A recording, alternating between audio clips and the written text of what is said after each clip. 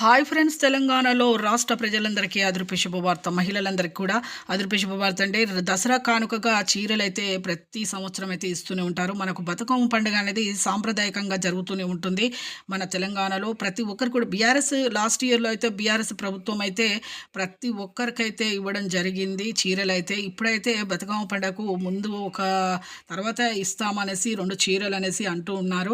మరి చాలామంది ఇంక ఇవ్వట్లేదు అనేసి అనడం జరుగుతుంది. ప్రతి ఒక్కరికైతే 2 చీరలు రూ. 1,500 అయితే అమౌంట్ అయితే ఇస్తామనేసి మన మంత్రి సీతక్క గారు కూడా చెప్పడం జరిగింది. మన సీఎం రేవంత్ రెడ్డి గారు కూడా చెప్పడం జరిగింది. ఇక ఇంతకుముందు మనకు చీరలు అనేది వాల్యుబుల్‌గా లేవు. ఇప్పుడు వాల్యుబుల్ చీరలు ఇస్తామని చెప్పడం జరుగుతుంది. ఇక ప్రతి ఒక్కరికి వంట సరుకులు కూడా ఇస్తున్నారండి.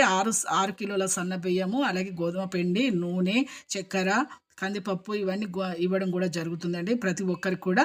ఇక ఈ దసరా కానుకలు అయితే ఇవైతే ఇవ్వడం జరుగుతుంది 5 సరుకులు. ఇక చూసారుగా అండి, మరి చీరలు 2 చీరలు రూ. 1,500 అయితే అమౌంట్ అనేది మనకు ఇక 4 డేస్ ఒక 5 డేస్‌లలో ఇస్తామనేసి అంటూ ఉన్నారు. మరి చూద్దామండి. ఇక మరొక వీడియోలో మళ్ళీ తెలుసుకొని మీకు ఇన్ఫర్మేషన్ అయితే నేను తెలియజేస్తాను. ఇక సరుకులైతే పంపిణీ చేస్తున్నారు. చూసారు కండి, లైక్ చేయండి, షేర్ చేయండి, సబ్స్క్రైబ్ చేయండి. కొత్తగా చూసేవారైతే సబ్స్క్రైబ్ చేయండి. పక్కనున్న bell icon all symbol button నొక్కితే నేను వేసే లేటెస్ట్ అప్డేట్స్ వీడియోస్ మీ ముందుకైతే వస్తాయి. Thanks for watching.